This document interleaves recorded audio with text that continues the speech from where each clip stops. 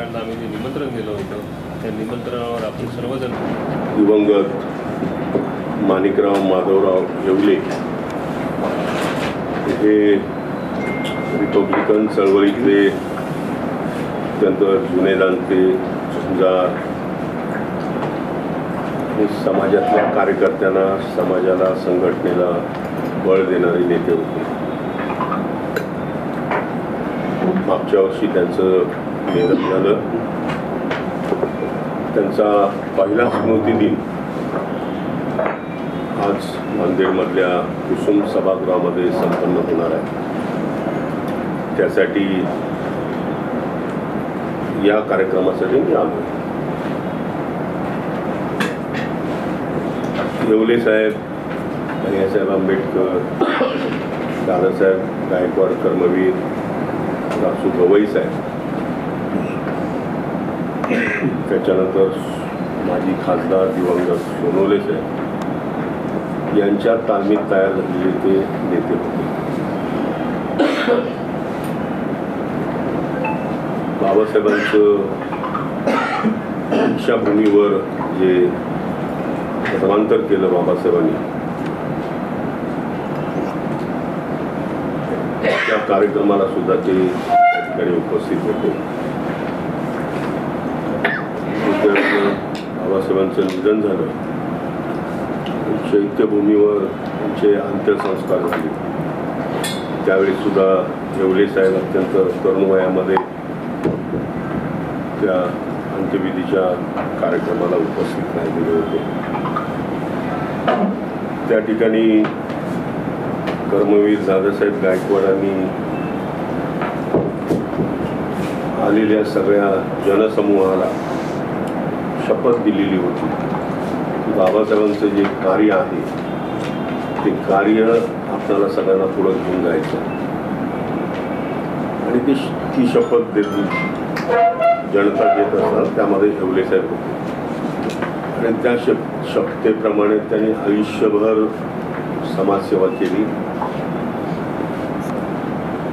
राजकारण केलं.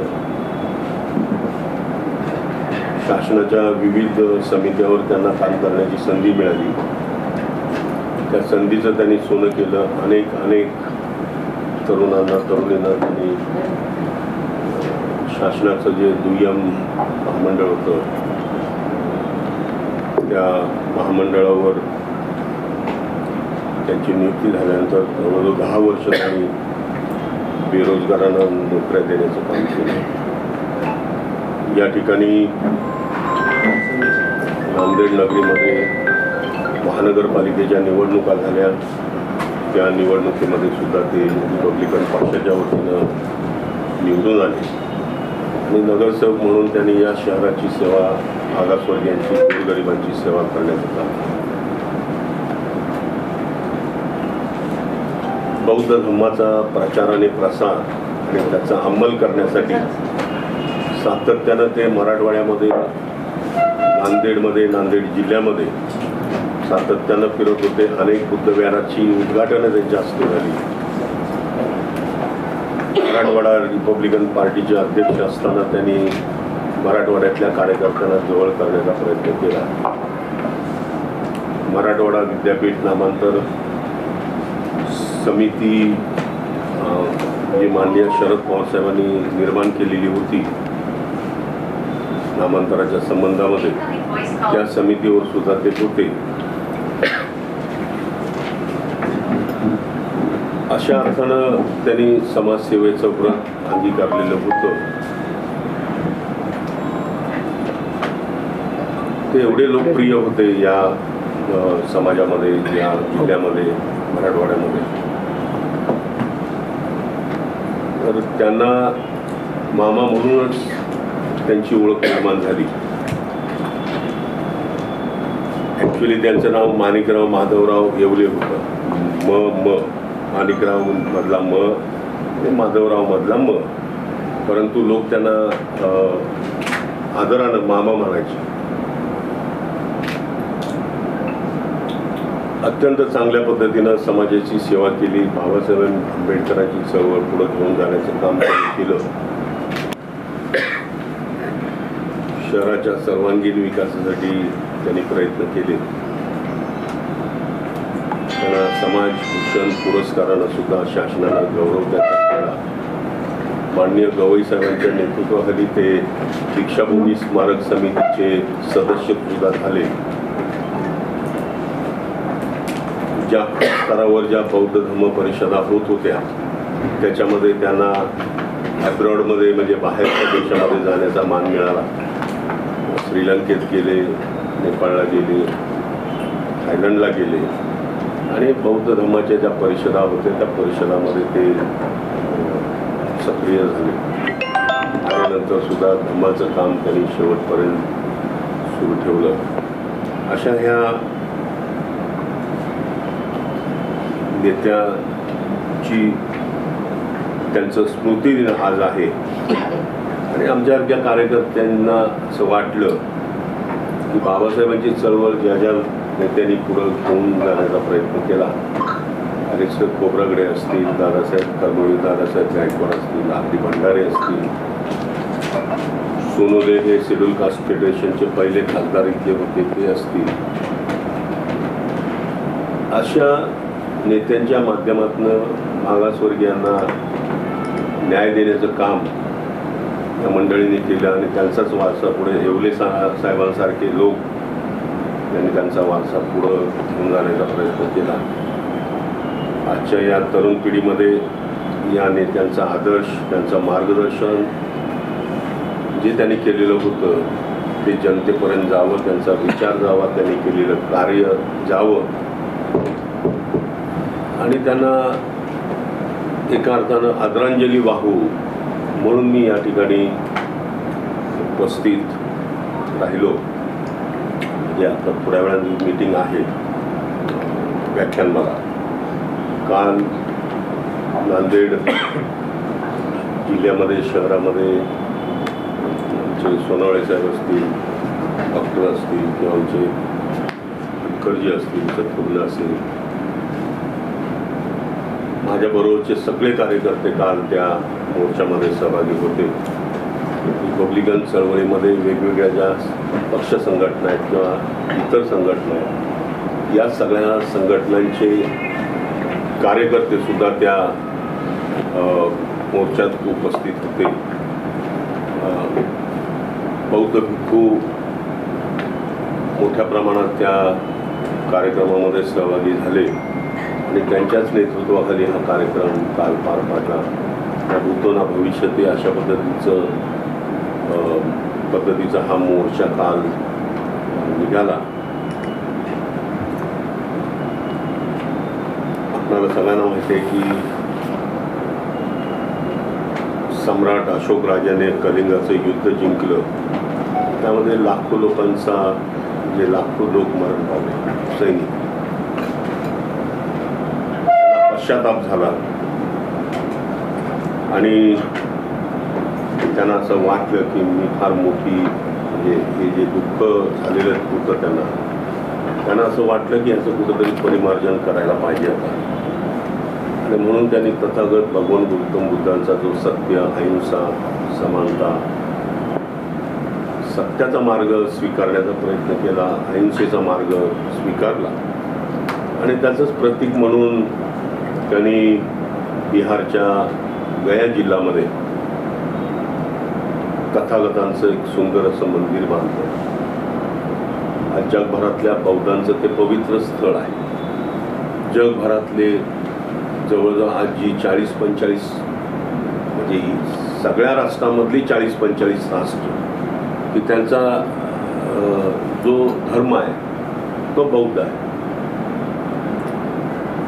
आणि या सगळ्या देशातनं लोक त्या ठिकाणी तथागतांचा त्यांना अभिवादन करण्यासाठी येत असतात. आजच्या घडीला तर अमेरिका, रशिया हे सुद्धा जे पाश्चिमात्य देश आहेत या देशातले लोकसुद्धा बौद्ध धर्माच्या माध्यमातून त्यांचा प्रचार आणि प्रसार करत आहेत. आज म्हटलं जातं की जगाला युद्धाची नव्हे तर बुद्धाची आवश्यकता म्हणजे बुद्ध विचाराची आवश्यकता. आणि असं हे बुद्धविहार पवित्र स्थळ हजारो वर्षापूर्वी सम्राट अशोक राजाने बांधलं आणि त्या ठिकाणी लोक येतात जगभरातले. आता हे मंदिर कुणी चालवावं, कसं चालवावं, त्याचं व्यवस्थापन कुणी करावं, या संबंधात बिहार सरकारनं 1949 साली एक नियम बनवलाय, कायदा आणला, अधिनियम आणला की त्या अधिनियमाच्या माध्यमातून समिती कशी असावी, किती लोकांची असावी, त्याचं व्यवस्थापन या समितीनं कसं हाताळावं, मंदिराची प्रॉपर्टी किती आहे, सभोवतालचा परिसर किती आहे मंदिराच्या अखत्यारीमध्ये असणारा, या सगळ्या गोष्टीचा नियम बनवलेले आहे. आणि हे नियम बनवताना बिहार सरकारनं त्यावेळेस 9 लोकांची कमिटी,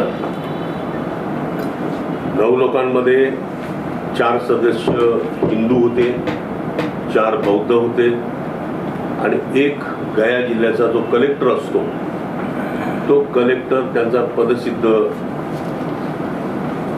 अध्यक्ष असतो. असे 9 लोक. आता त्या ठिकाणी काही वाद सुरू झाले, प्रॉपर्टीवरनं वाद सुरू झाले.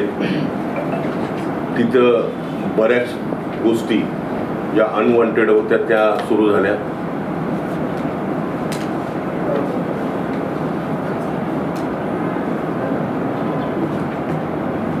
त्यामुळं हिंदू जे कमिटीवर होते त्यांनी अप्रत्यक्षपणात ते मंदिराचं सगळं संपूर्ण ताब्यात घेण्याचा प्रयत्न केला आणि मग वेगवेगळे धार्मिक कार्यक्रम हिंदू धर्माप्रमाणे तिथे कार्यक्रम त्यांनी सुरू केले.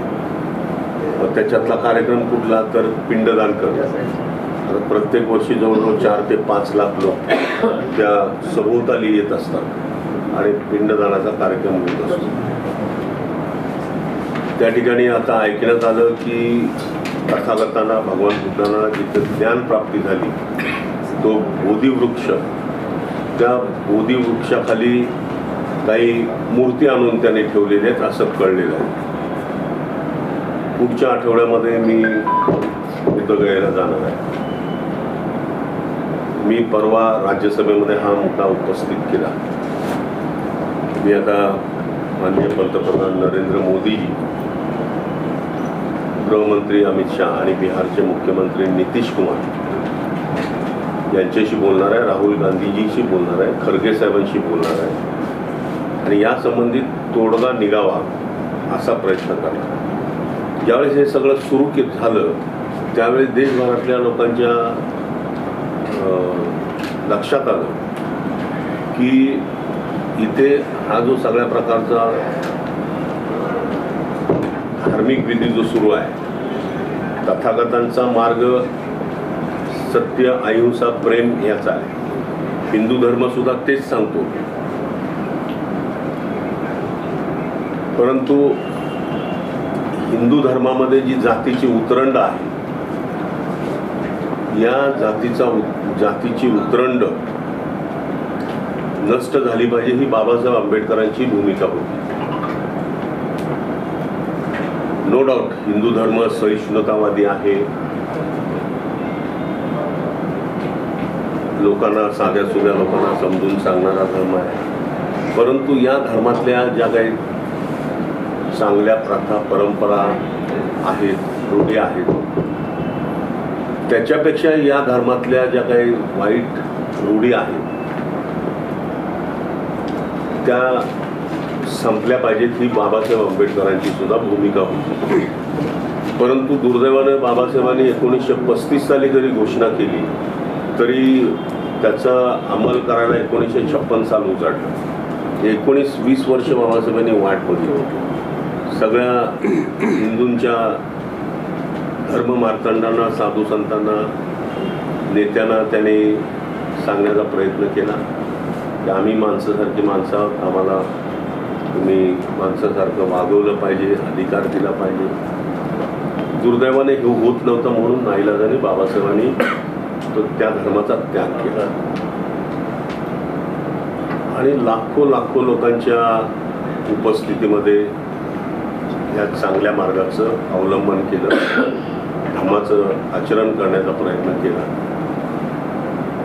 ते आचरण तथागतांचं आचरण होतं, विचार होता. आणि एका बाजूनं हिंदू धर्मातल्या ज्या अनिष्ट प्रथा परंपरा आहेत त्या पुन्हा त्या ठिकाणी सुरू झाल्यामुळं हा विसंगतपणा सुरुवात झाली आणि त्याच्यातनं वाद निर्माण झाला. आज आपण बघतो की अयोध्यामध्ये राम मंदिर उभं राहिलं, बाबरी मस्जिद त्या ठिकाणी नष्ट झाली. आज त्या अयोध्येच्या मंदिराचं व्यवस्थापन करणारी जी समिती आहे ती समिती प्युअरली त्या धर्माचीच आहे. मशिदी, आपण जगभरातल्या मशिदी बघा, या सगळ्यांचं व्यवस्थापन त्या धर्मातलेच लोक तिथं करतात. ते चर्च असेल, जैन मंदिर असेल, गुरुद्वारा असेल, मशीद असेल, या सगळ्यांचं व्यवस्थापन त्या त्या समुदायातले लोक करत असतात. मग या मंदिराचंच व्यवस्थापन 4 हिंदू 4 बुद्धिस्ट आणि कलेक्टर यांच्याकडेच का असावं? म्हणून लोकांनी आंदोलन सुरू केलं आणि त्या आंदोलनाचा एक भाग म्हणून आपण बघितलं की काल जवळजवळ 1,00,000 वर लोक या आंदोलनामध्ये सहभागी झाले. जनतेच्या तीव्र भावना याच्या समोर. जर इतर धर्माची त्या त्या धार्मिक स्थळांचं व्यवस्थापन जर त्या जनसमुदायातले लोक करत असतील तर बौद्ध धर्माचं जे पवित्र क्षेत्र आहे बुद्ध मंदिर गयातलं, याचं व्यवस्थापन सुद्धा बौद्धांच्या हातामध्ये दिलं पाहिजे, ही जनतेची मागणी आहे. आणि ती मागणी काल मी राज्यसभेमध्ये उचलली. आणि आता मी पंतप्रधान मोदी साहेब, राहुलजी गांधी, खरगे साहेब यांना, नितीश कुमार यांना भेटून सांगणार आहे की हे व्यवस्थापन तुम्ही बौद्धांच्या ताब्यात द्या. 1949चा जो कायदा आहे त्याच्यामध्ये दुरुस्ती करा किंवा मग तो कायदाच नष्ट करा आणि नवीन पद्धतीचा व्यवस्थापनासंबंधीचा कायदा आणा. अशा पद्धतीची भूमिका आणि आमच्या सर्वच लोकांनी घेतलेली आहे. आमच्या जनतेची जी भूमिका आहे तीच भूमिका त्या ठिकाणी मी त्यांना सांगणार आहे. आणि ह्या चळवळी ज्या उभ्या राहिलेल्या आहेत, बाबासाहेबांनी ज्या चळवळी उभ्या केल्या त्यांच्या महानिर्वाणानंतर हे जे मोठमोठे नेते होते त्यांनी ह्या चळवळीला गतिमान करण्याचं काम केलं. त्याच्यामध्ये मामा येवले आणि अशा ह्या थोर नेत्यांचा स्मृतिदिन आहे. त्या स्मृतिदिनाच्या निमित्तानं मी आलोय. उभे राहिलेले आहेत. त्यांचं एवढंच म्हणणं आहे की व्यवस्थापन हे बौद्धांच्या हातात आहे. ते का कुठल्या हिंदू धर्माच्या विरुद्ध बोलत नाही आहेत, कुठल्या हिंदू धर्माच्या नेत्यावर टीका करत नाही आहेत. मी सुद्धा हेच सांगतो की बाबा आमचा हा लढा बौद्धांना त्यांचं जे स्थळ आहे, पवित्र मंदिर आहे, ते त्यांच्या ताब्यात द्या, एवढीच आमची मागणी आहे. आणि या मागणीमुळेच काल नांदेड जिल्ह्यातले, नांदेड शहरातले सर्व वृत्तपत्राचे वार्ताहर असतील, पत्रकार असतील, त्यांनी सुद्धा हा सत्य अहिंसेचा मार्ग भगवान बुद्धानं स्वीकारलेला आहे. आणि या मोर्चामध्ये सहभागी होऊन या आलेल्या मोर्चेकरांना त्यांनी पाणी वाटप केलं. त्याबद्दल मी त्यांचं मनापासून अभिनंदन करतो. कारण पत्रकारिता हे काही कुणाचाही विषय नाही. पत्रकार कुणालाही घाबरत नाही, पत्रकार कुणाचाही मुलाहिजा ठेवत नाही. आपला पत्रकारिता अत्यंत निर्भीडपणे पार पाडण्याचं काम पत्रकारांच्या माध्यमातून केलं जातं आणि म्हणूनच त्यांना राष्ट्राचा चौथा स्तंभ जे म्हणून संबोधलं जातं ते त्यामुळेच. आणि अशा पत्रकार मित्रांनी काल भले त्यांची विचारसरणी वेगवेगळी असेल परंतु स्तुत्याने चांगलं काम करण्यासाठी लोक पुढाकार घेत आहेत, त्या पुढाकारामध्ये ते सहभागी झाले त्याबद्दल आमच्या सगळ्यांच्या वतीनं मी त्यांनाही मनापासून धन्यवाद देतो. आज सुरू करू.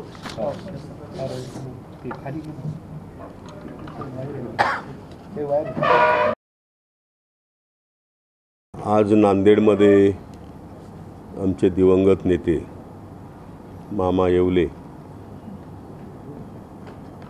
यांच्या स्मृती दिनाच्या निमित्तानं इथे व्याख्यानमालेचं आयोजन करण्यात आलेलं आहे. त्यांचा स्मृतिदिन हा व्याख्यानमालेच्या रूपानं या ठिकाणी होतो आहे. या कार्यक्रमामध्ये माननीय गवई साहेबांच्या पत्नी श्रीमती कमलताई गवई साहेब पण आहेत. अनेक नेते या ठिकाणी येत आहेत. बाबासाहेब आंबेडकरांचा जो चळवळीचा वारसा आहे, हा वारसा जसा बॅरिस्टर खोब्रागडे, कर्मवीर दादासाहेब गायकवाड, BC कांबळे, भंडारे साहेब या नेत्यांनी तो चळवळीचा वारसा पुढं घेऊन जाण्याचं काम केलं. त्यांच्याच तालमीमध्ये शिकलेले, समाजकार्य पुढं घेऊन जाण्यासाठी प्रयत्न करणारे मामा येवले हे त्याच मुशीतनं तयार झालेले नेते होते. आणि या नेत्यानं आयुष्यभर समाजाचं हित जपण्याचं काम केलं. बाबासाहेबांची चळवळ पुढं घेऊन जाण्याचा प्रयत्न केला. अशा या नेत्यांना आपण सुद्धा श्रद्धांजली वाहिली पाहिजे. कारण ह्या जुन्या जाणत्या नेत्यांनी समाजाचं हित बघण्याचंच काम केलं आणि मग आता ते राहिले नाही आहेत. त्यांच्या स्मृती आहेत, त्यांचे विचार आहेत, त्यांचा आदर्श आहे, तो पुढच्या पिढीनं घेतला पाहिजे. यासाठी अशा कार्यक्रमांना जाणं अगत्याचं आहे. त्यानिमित्तानं त्यांना अभिवादन होईल आणि त्यांना अभिवादन करण्यासाठी मी इथे आलो. साहेब, देशामध्ये महाराष्ट्राला एक वेगवेगळी ओळख आहे, वेगवेगळ्या महापुरुषांचा होता वारसा या महाराष्ट्राला लागलेला आहे. सध्या परिस्थितीमध्ये सोमनाथ सूर्यवंशी या युवकाची हत्या झालेली आहे, खून झालेला आहे पोलीस कोठडीत. त्यानंतर मसाजोगचे सरपंच संतोष देशमुख यांचा खून झालेला आहे. पाठीमागं झालेले अनेक प्रश्न उकरून वेगवेगळ्या घटना घडत आहेत. एक वेगळा वारसा लाभलेल्या महाराष्ट्रामध्ये ह्या घटना घडत आहेत. याकडे कसं पाहता तुम्ही? अत्यंत दुर्दैवी आहे सगळं. ज्या महापुरुषांनी छत्रपती शिवराय, महात्मा ज्योतिबा फुले, बाबासाहेब आंबेडकर, शाहूराजे या महापुरुषांनी या महाराष्ट्रालाच नव्हे देशाला एक वैचारिक आणि सर्व धर्म समभावाचा वारसा दिलेला आहे. तो वारसा ज्या पद्धतीनं महाराष्ट्र पुढं घेऊन चाललेला आहे त्याला काळिमा फासण्याचं काम समाजातलेच काही समाजकंटक करत असतात. मग ते कधी धर्माच्या नावानं, कधी जातीच्या नावानं, कधी गुंडागर्दीच्या नावानं हे सगळं होत राहिलेलं आहे. याला आळा घालण्याचा प्रयत्न सरकारच्या माध्यमातून होत असतो, परंतु दुर्दैवानं त्याची अंमलबजावणी होत नाही. त्यासाठी मग मोर्चे, आंदोलनं वगैरे करावी लागतात. सोमनाथ सूर्यवंशीसारखा अत्यंत तरुण कार्यकर्ता, ज्याला पोलिसांच्या मारहाणीमुळे ज्याचा मृत्यू झाला, ते प्रकरण धसास लावण्यासाठी महाराष्ट्रभर आंदोलनं झाली. आता हे संतोष देशमुखांचं प्रकरण बघा की म्हणजे माणसं कुठल्या थराला जाऊ शकतात हे संतोष देशमुख यांच्या हत्येनं महाराष्ट्राला दिसलेलं आहे. काही ना काही निमित्त करून जातीयवाद कसा फोपवला जाईल, धर्मांध शक्ती कशा याला फूस लावण्याचा प्रयत्न करतील याची गॅरंटी आज राहिलेली नाही. आणि म्हणून सरकारनं या बाबतीमध्ये कडक पावलं उचलावी आणि काम करावं. कारण आत्तापर्यंत मी बघतोय, मी आता परवा माहिती घेतली, जो ह्याचा आमचा मागासवर्गीय कमिशन आहे, शेड्यूल कास्ट कमिशन, त्याच्याकडं माहिती घेतली तर त्याच्यामध्ये जवळजवळ 50,000 ते 52,000 ज्या ॲट्रॉसिटीच्या केसेस आहेत त्या पेंडिंग राहिलेल्या आहेत. महाराष्ट्र शासनाचा जो समाज कल्याण विभाग आहे तिथं माहिती घेतली तर तिथं अनेक केसेस पेंडिंग आहे. ह्यांच्यावर कारवाई होत नाही, या केसेस वाढत चाललेल्या आहे. परंतु त्याचं जे कन्व्हिक्शन रेट आहे तो कन्व्हिक्शन रेट वाढत नाही. म्हणजे जो शिक्षा झाली पाहिजे ते दुर्दैवानं फार नगण्य प्रमाणात 2-3% होतं. हे ज्यावेळेस 50-60-100% जाईल त्या दिवशी अन्याय अत्याचार या महाराष्ट्रातला थांबेल. सोमनाथ सूर्यवंशीचा मृत्यू पोलिसांच्या मारहाण झाला असा अहवाल येऊन सुद्धा सरकार कारवाई करत नाही, पाऊल उचलत नाही. आणि आता सीआयडी चौकशी पण चालू झाली. आता या बाबतीमध्ये आता प्रचंड आंदोलन झालं. परभणीचे लोक पायी मोर्चा काढून नाशिकपर्यंत गेले. त्यांना आश्वासन दिलं 15 दिवसात आम्ही कारवाई करतो म्हणून सांगितलं. त्यामुळे त्यांनी मोर्चा नाशिकपर्यंत स्थगित केला. 2 महिने उलटून गेले, काही झालं नाही. शेवटी त्यांनी नाशिकपासून मुंबईपर्यंत सुरू केलं. त्यानं त्या मुलुंडच्या चेकनाक्यावर पोलिसांच्या गाड्या बोलून भरून त्यांना अरेस्ट करण्याचा प्रयत्न केला. त्याच्यामध्ये आमचे महापौर रवींद्र सोनकांबळे, आमचे भीमशक्तीचे महाराष्ट्राचे जनरल सेक्रेटरी आहेत, ते होते. त्याच्यानंतर विजय वाकोडे आमचा नेता, त्यांचा मुलगा, म्हणजे चळवळीतले नेतेसुद्धा अशा पद्धतीनं आता नाही आशिष वाकोडे होतेच. पण वाकोडेसारखं ज्याने आयुष्यभर चळवळ चालवली त्या ह्या प्रकरणामुळंच त्यांना हार्ट अटॅक आला. हे सगळं दुर्दैव आहे. सरकारनं याबाबतीत कडक अंमलबजावणी करावी अशी मागणी मी या निमित्तानं करत आहे. स्टँडअप कॉमेडी कुणाल कामरा याच्यावर सरकार दबाव टाकते.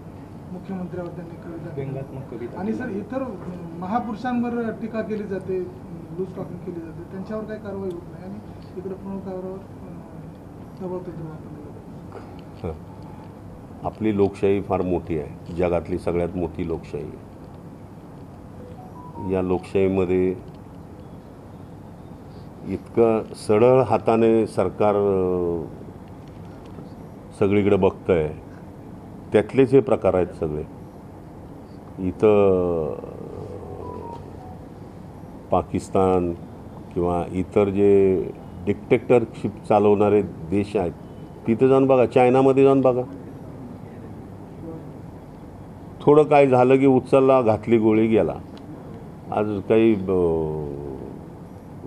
हे जे इकडचे देश आहेत सगळे, इराण, इराक वगैरे ह्या साईडचे, तिथंही तशाच प्रकारचं आहे. सौदी अरेबिया किंवा दुबई फार स्ट्रिक्ट कायदे आहेत तिथं. नुसते कायदे असून चालत नाही, त्याची अंमलबजावणी पब्लिकसमोर केली जाते आणि त्यामुळं तिथं कुठल्याही गोष्टी शक्यतो घडत नाही. महाराष्ट्राची वाटचाल तशीच आहे. महाराष्ट्राची वाटचाल तशीच चालू आहे. चला.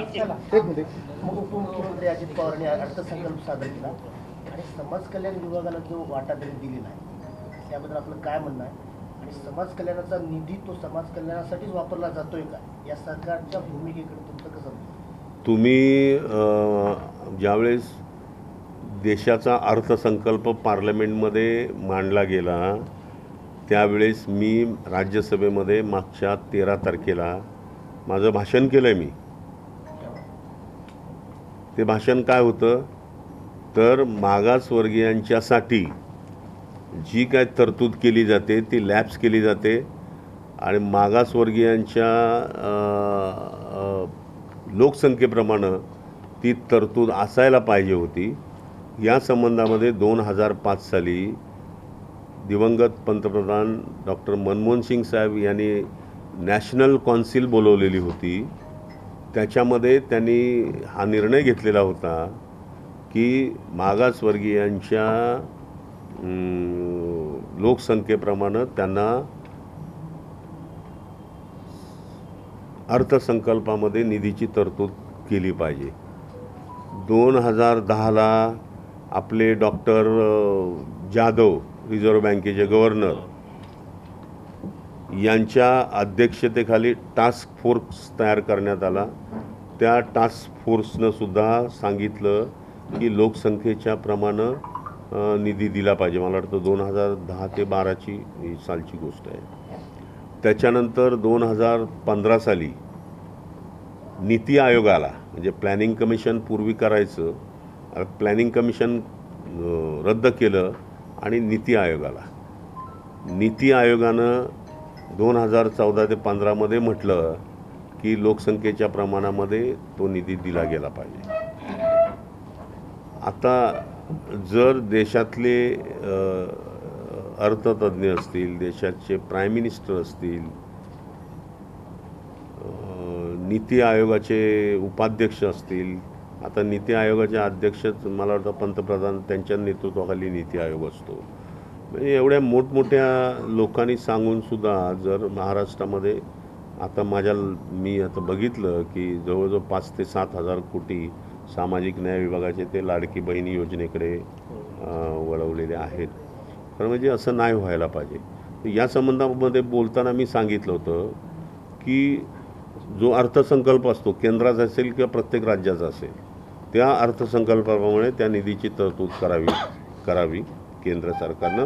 यासंबंधी कायदा करावा आणि तो कायदा देशातल्या सगळ्या राज्यांना लागू करावा. केंद्राचा कायदा पण सगळ्या राज्यांना लागू करावा की त्याप्रमाणे दिलं पाहिजे. आणि जर ते दिलं नाही, निधी दिला नाही, तर तो संबंधित अधिकारी त्याचं सस्पेन्शन केलं पाहिजे, त्याला 3 वर्षाचा तुरुंगवास झाला पाहिजे. आणि हे कंपल्शन झालं पाहिजे. त्यानंतर जर या वर्षाचा निधी आता 25-26 चालू आहे, तर 25-26चा जो अर्थसंकल्प आहे त्याच्या अगोदरचं वर्ष म्हणजे 24-25 ह्याच्यामधले जर काय पैसे शिल्लक राहिले तर ते लॅप्स करता कामा नयेत किंवा ते डायव्हर्ट करू नयेत.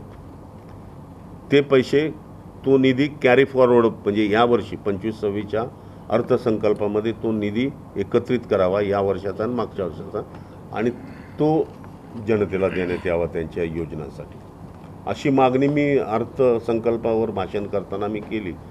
मला जवळजवळ अर्धा-पाऊण तास मी वेळ मागितलेला होता. तेवढा लागणारच होता. मला फक्त 15 मिनटं दिली. ते माझं पहिलं भाषण मिडन स्पीच म्हणून असतं, पहिलं भाषण. त्या मिडन स्पीचसाठी 15 मिनटं ते 20 मिनटं देतात आणि पार्टीसाठी वेगळा वेळ असतो. तो वेळ असा मिळून मी अर्धा तास मागितलेला होता, पण तुम्हाला 17 मिनटं दिली. त्यामुळे अनेक महत्त्वाचे विषय बोलणं राहून गेलं. पण या विषयाला मी वाचा फोडलेली आहे केंद्रात. काँग्रेसला गळती लागली, अनेक बडे नेते आणि कार्यकर्ते काँग्रेस सोडून जातात. आता काय सगळ्यांची पोटं भरलेली आहेत, पोटं भरून झाली, त्यामुळे आता हात पुसायला ते गेले दुसरे.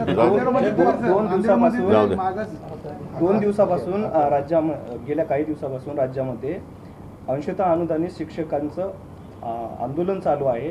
काही ठिकाणी आत्मदहन करण्याचा प्रयत्न देखील करत आहेत. ते म्हणतात की ज्ञानदान करणाऱ्या शिक्षकांच्या पगारी वाढत नाहीयेत. आणि दुसरा त्यांनी आरोप असा केला की खासदार आणि आमदारांच्या पगारही वाढत आहेत गरज नसताना. नाही, तो मुद्दा मी बघतो, अजून माझ्या समोर नाही आला, तर मी बघतो आणि मग शिक्षकांच्यासाठी करू आपण. काँग्रेस पक्ष मागासवर्गीयांचा पक्ष राहिला असं टीका होत आहे. पण जे उलट चांगलं आहे. प्रमुख लोक पाटील देशमुख कार्यकर्त्यांना सत्ता तर मिळतील. आता महानगरपालिकेच्या निवडणुका येतील. नवीन कार्यकर्त्याला संधी मिळत आहे. नाही, सगळ्याच पक्षामध्ये आमचा पक्ष कसा आहे, सर्व धर्म समभाव, सगळ्या जातीपंथाचे लोक आहेत. त्यांच्यात रेशोप्रमाणे सगळ्यांना फ्रेश कार्यकर्ते आले तर उलट संधी मिळेल सगळ्यांना कार्यकर्त्यांना. बुद्धविहार बुद्धांच्या ताब्यात देण्यात यावं यासाठी काल नांदेड जिल्ह्यामध्ये महामोर्चा करण्यात आला. समोर महाराष्ट्रात त्याची मागणी होती. आपली याची काय झालं, चर्चा झाली.